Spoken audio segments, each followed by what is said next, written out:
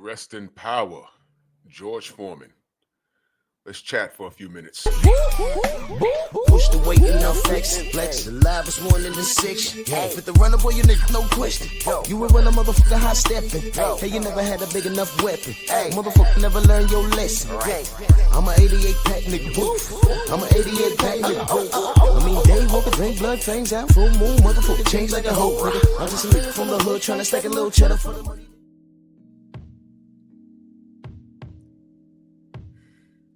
Wow. Drew Titan Bronx on deck. Shout out to the mighty LDBC. I just got this news. Listen,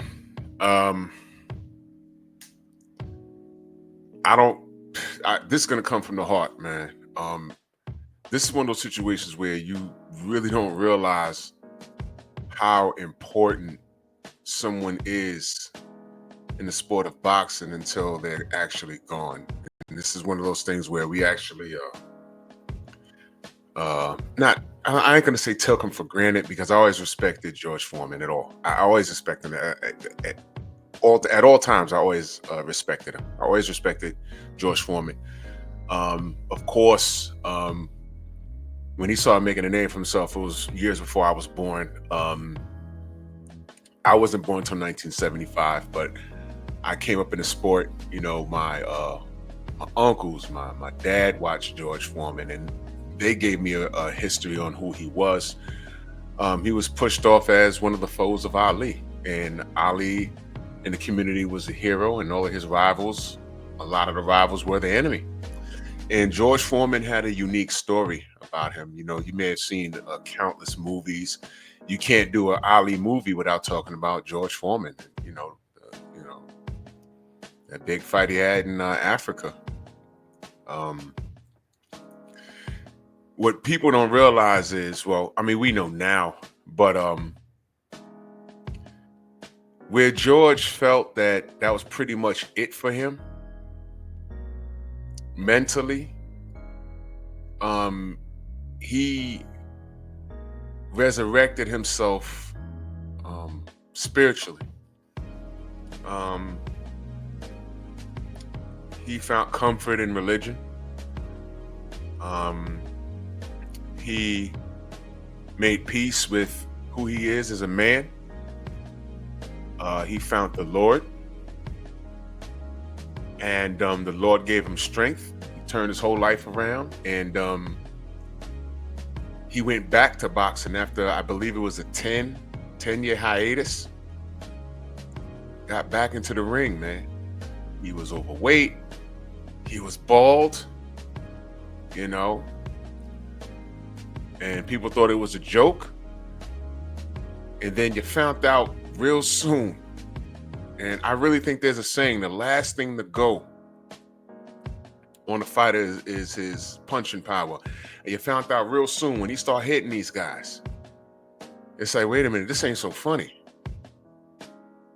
I mean, he's about 50 pounds heavier, he's bald, and he's an old man by, you know, boxing standards, but do you see these guys head snapping?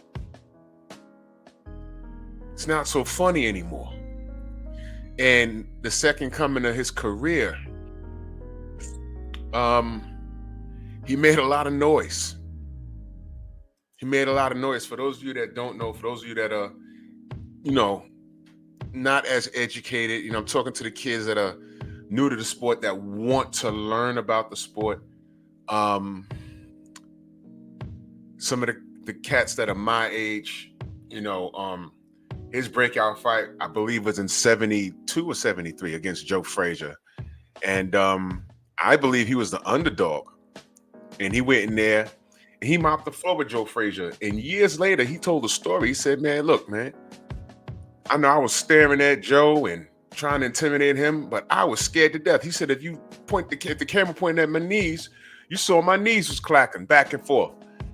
I couldn't tell, man, because he whooped on Joe. He whooped on Joe.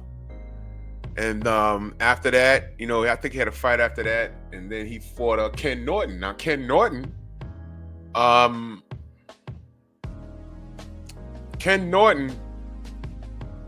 was the guy that Ali couldn't dominate.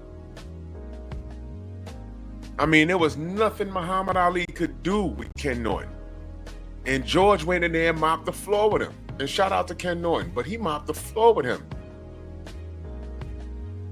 And then after that came the Muhammad Ali fight. That was in 74. It was a year before I was born.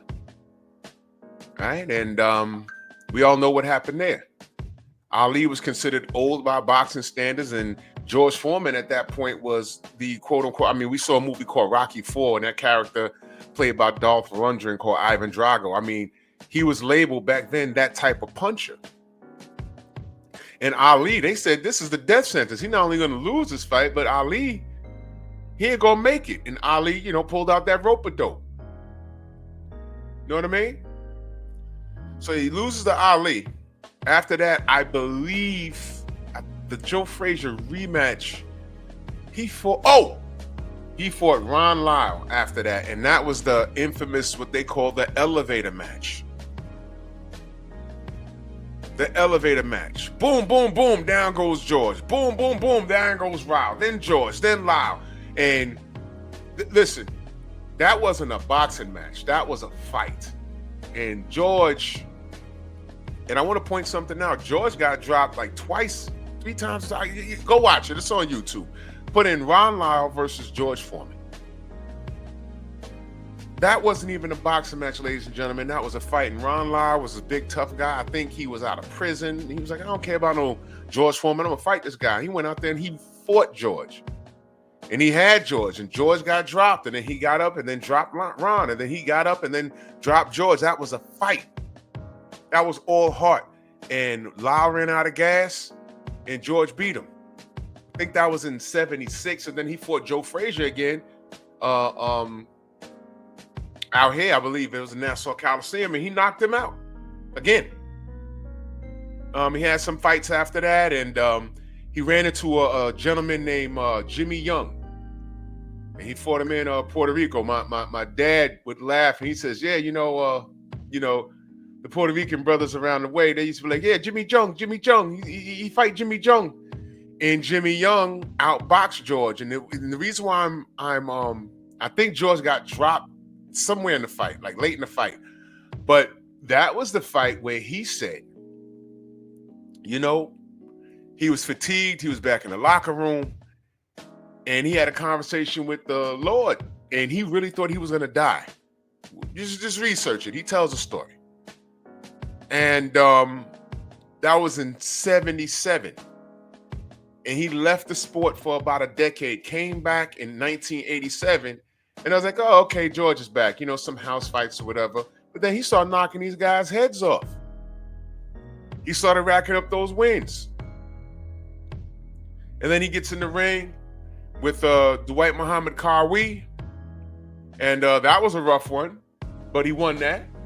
And then somewhere down the line, I'm trying to remember where he started getting like top class guys. He fought Burt Cooper. I don't remember what year. That might have been 90, 91, maybe 89. I don't remember. He fought Burt Cooper, beat him. He fought the gentleman, Jerry Cooney. I believe it was 89, 90, fought him. He beat him.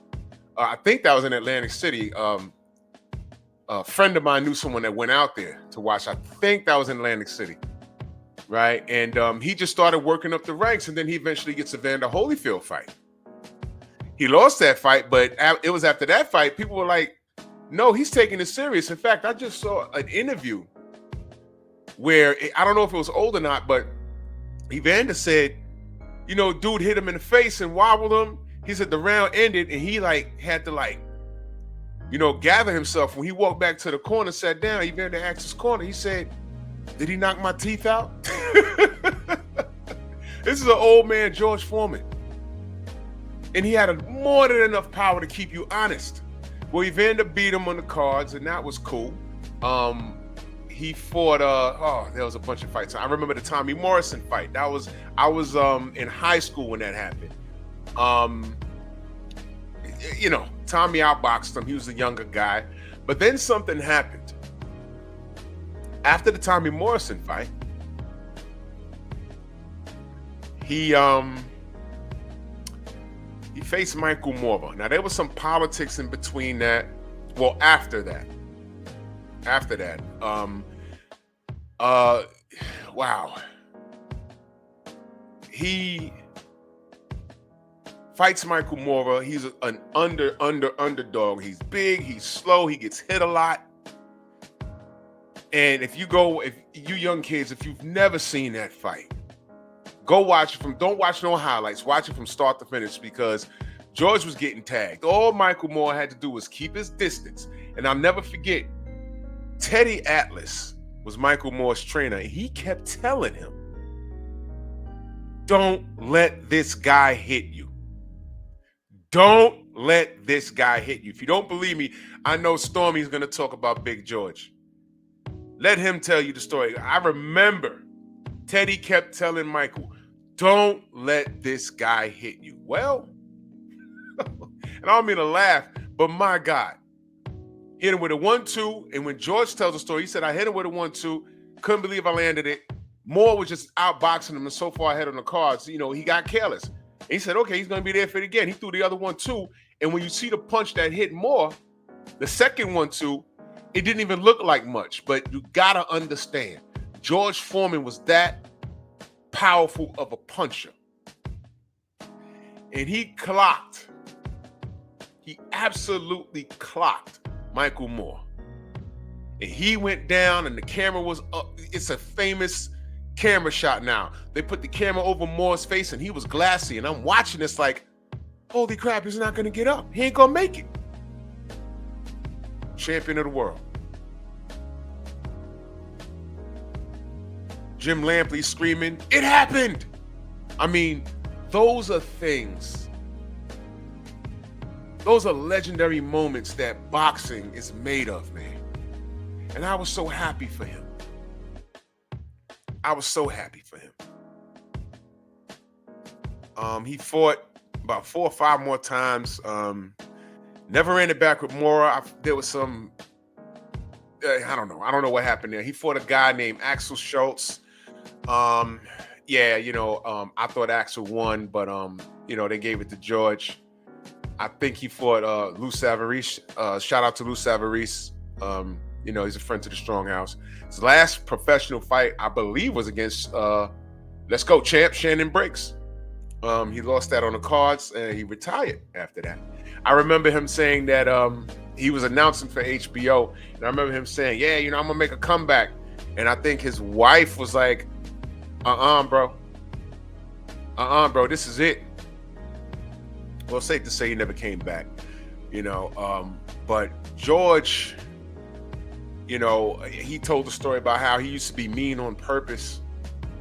It was because he was trying to emulate Sonny Liston. Sonny Liston told him that, the media don't like you. These people flashing cameras in your face saying they don't like you. Nobody likes you. Nobody likes you, bro. You know what I mean? Don't trust anybody. So he was carrying around the aura and the demeanor of Sonny Liston.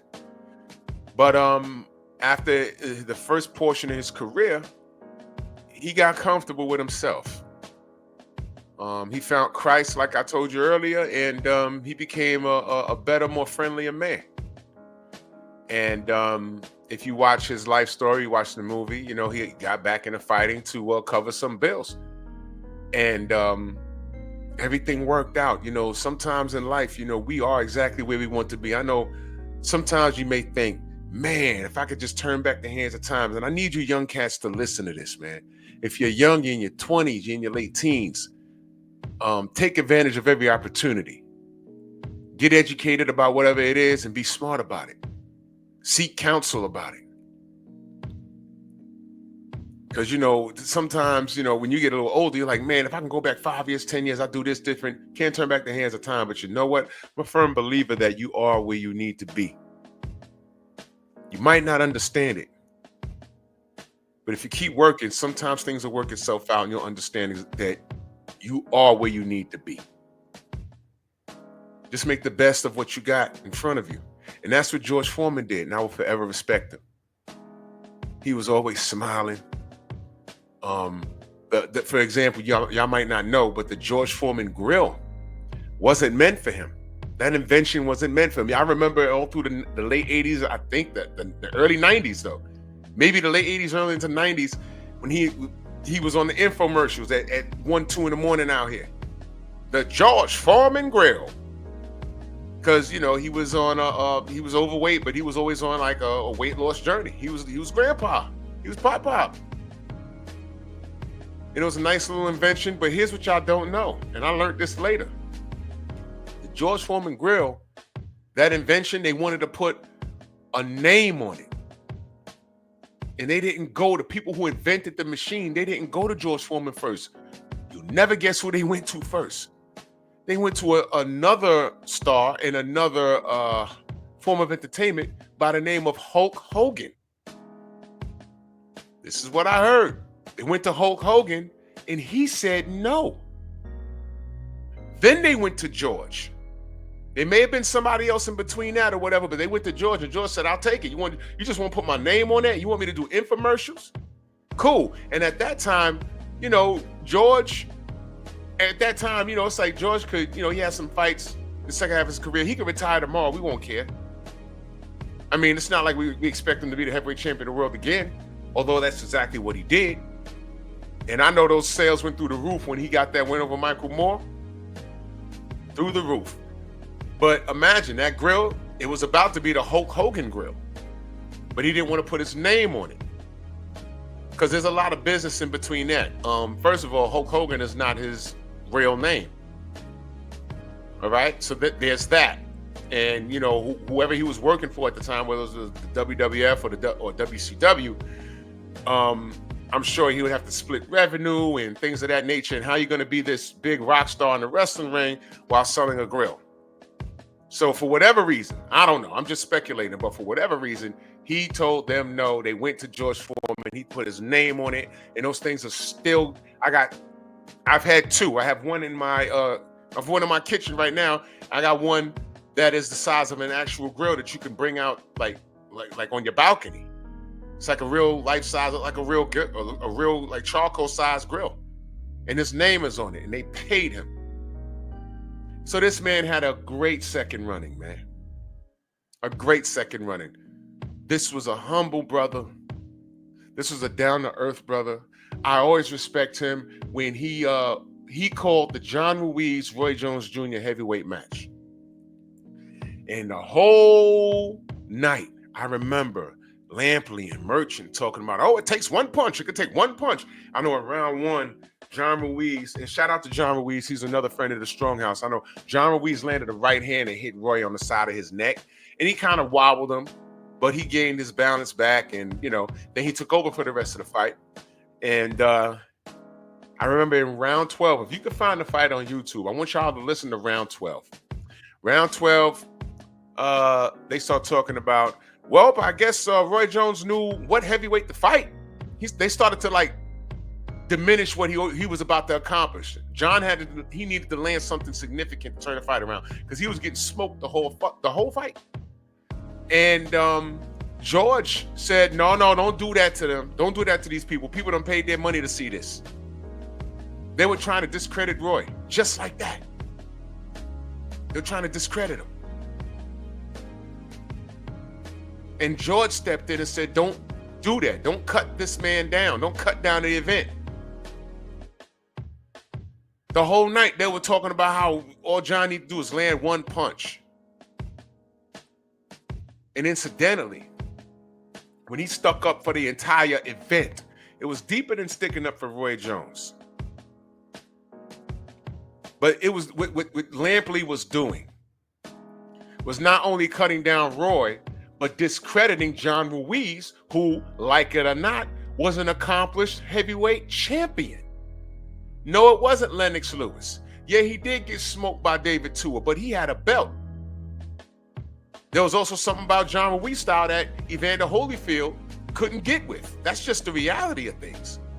So they're undermining Roy Jones and undermining the skill set of John Ruiz. I know it was a bit of an eyesore.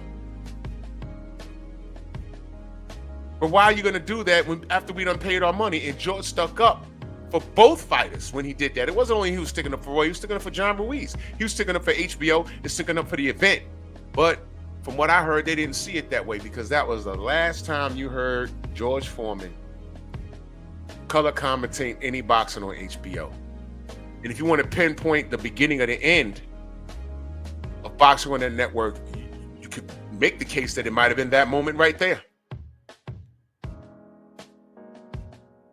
Never understood it. I heard some things, like I always say, y'all, I can't deny or confirm. I don't know.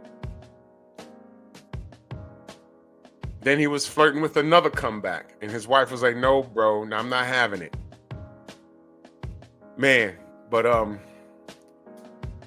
this man is a gem. He lived a full life and he left a legacy. He got a bunch of sons named George. I don't know how many daughters he got, but this man has a legacy. This man has a legacy. We love you, George, man, and you always will be a champion. And that's real talk, man. And thank you. Thank you. I know you went through what every fighter goes through. There's a point where you being a villain and you be unappreciated. But when you hung it up and we got to know you as a person, nobody could say anything bad about you. And you know what? Even if they did, it didn't matter because you were secure as a man. So salute to you. Prayers up to the Foreman family. Love you, brother. Y'all let me know what y'all thoughts are, man. Bronx on deck. Move!